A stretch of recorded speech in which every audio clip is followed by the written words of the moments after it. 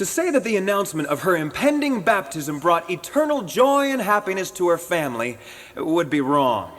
Her parents were furious. And since my father worked for her father, he was pretty upset about it too.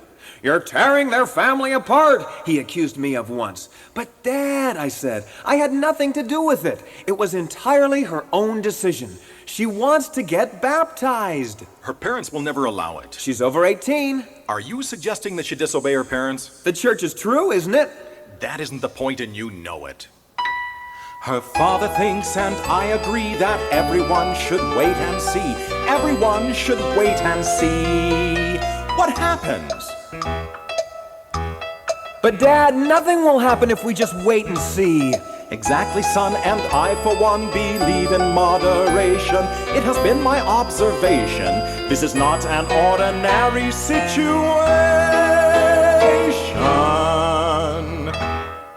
Besides, she's very unstable, you know. Her father said last year she went around saying that nuclear bombs were a hazard to mankind.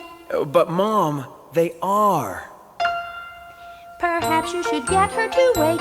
A year or so wouldn't be very long. And then, of course, I don't think you should continue seeing her. Why not? Well, because she's not a member of the church. Your mother feels, and I agree, that everyone should wait and see. Everyone should wait and see what comes of it. But Daddy, we know what comes of it. I want to get baptized. Precisely, dear, but it is clear this lofty aspiration is a fickle aberration. This is not an ordinary situation. It's all so ridiculous. I believe it all happened because my poor baby dear was fond of someone so charming and handsome. Of course, that's not it. What a silly idea. I mean, that is what I mean is... How could you be brainwashed like this? I suppose you're aware of the things they will ask you to do, like pay 10% of all your income. But I don't have an income, Daddy. That's a joke on them, isn't it? What have you done to my daughter? Sir? Though we admire your dedication to this strange denomination, why don't you try a variation on the theme, my dear?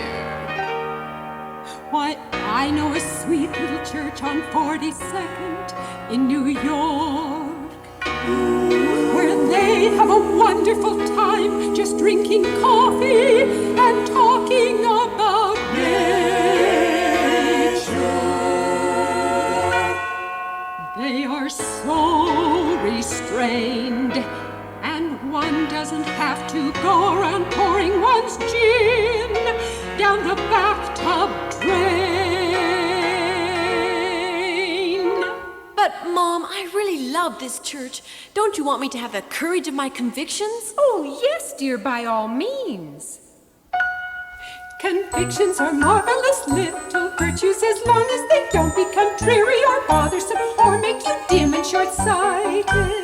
And if I may say so, dear, the Mormons, they always go on about families. If you think you really believe it all, you should do something to keep us united. Like what, Daddy? Don't join the Mormon church. Of course. Some say they're not even Christian. Well, read the name of the church. There are better ways to tell for sure. Like what? Do they have a boys'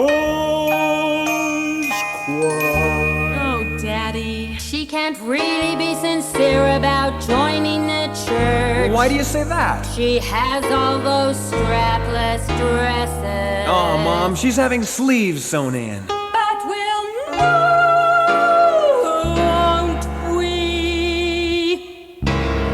Tell me, dear, how did they convert you?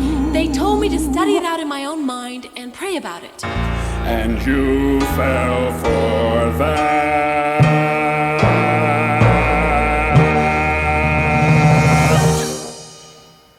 It's very clear we all agree the hallmark of maturity is patience, just to wait and see how you feel. With cool deliberation, she'll lose all infatuation, and she'll never have to make a ridiculous mistake. You can never be too careful, you can never be too wary in his head.